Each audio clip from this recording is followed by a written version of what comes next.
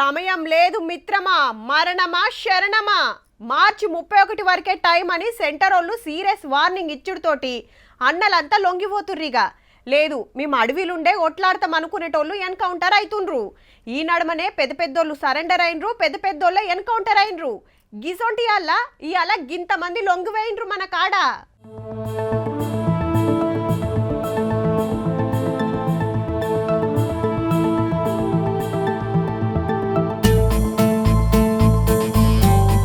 ఒక్కొక్కరు వచ్చిర్రు, తుపాకీ సీఎం సార్ చేతికి ఇచ్చిండ్రు. 10 మందో 20 మందో కాదు, మరి 130 మంది నక్సలైట్లు, 124 తుపాకులు, 5,000 తూటాలు. హైదరాబాద్ పోలీస్ కమాండ్ సెంటర్ కు బస్సులలో దొరికొస్తే ముఖ్యమంత్రి రేవంత్ రెడ్డి సార్ ముంగట సరెండర్ అయ్యిండ్రు. ఒక పారే ఇంతమంది అన్నలు లొంగిపోవుడు ఇదే తొలుతానట. అయితే గణపతి కూడా సరెండర్ అవుతున్నాను ప్రచారం అయినా రాలే. 75 సంవత్సరాల పైగా వారి వయసు ఉండొచ్చు. వారి ఆరోగ్యానికి, వారి ప్రాణానికి వారు సరెండర్ అవుతే తెలంగాణ ప్రభుత్వం పూర్తిగా రక్షణ కల్పిస్తుంది. వారితో సహా సెంట్రల్ కమిటీ గాని, స్టేట్ కమిటీ గాని వివిధ హోదాలలో అజ్ఞాతవాసంలో ఉన్న నక్సలైట్లను జనజీవన స్రవంతిలోకి రాండి అని చెప్పి తెలంగాణ రాష్ట్ర ప్రభుత్వం పిలుపు ఇస్తుంది. అడవిలో ఉన్నోళ్ళంతా బయటికి రావాలే, మీకు బతుకు తెరువు చూపిస్తామని అవాజ్ ఇచ్చిండు సారు.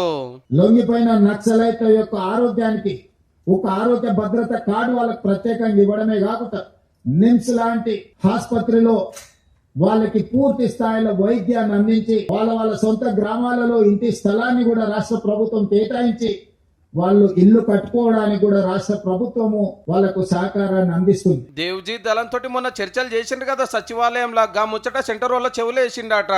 సెంట్రల్ కమిటీ మెంబర్స్ ఏదైతే ప్రతిపాదన ముందుకు తీసుకొచ్చిందో ఆ ప్రతిపాదనల్ని అమిత్ షా గారు ముందు పెట్టడం జరిగింది. ఈ 15 నెలలనే 721 మంది మావోయిస్టులు సరెండర్ అయ్యారట మన పోలీసుల ముంగట.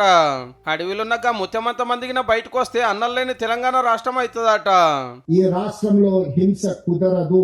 బుల్లెట్ ద్వారానే ప్రజా సమస్యల్ని పరిష్కరిస్తామన్న వాళ్ళు ఈ రోజు బ్యాలెట్ ద్వారా ప్రజా సమస్యల్ని పరిష్కరించడానికి ముందుకు వచ్చి ఇప్పుడు సీతక్క ఉన్నారు, రాష్ట్రంలో మంత్రిగా ఉన్నారు. ఎవరైనా కాంగ్రెస్ పార్టీలో చేరాలనుకుంటే కాంగ్రెస్ పార్టీ అధ్యక్షుడు మహేష్ గౌడ్ గారు ఎప్పుడు గాంధీ భవన్ లో అందుబాటులో ఉంటారు. అయితే వీళ్ళంతా ముందే లొంగిపోతే బస్సులలో ఈడికి తోలుకొచ్చిండ్రు.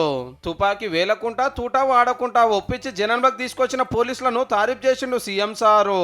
మరిగా గణపతి ఏడున్నాడో గాని మావోయిస్టు పార్టీ ఇంత మాయమైతున్నట్టే.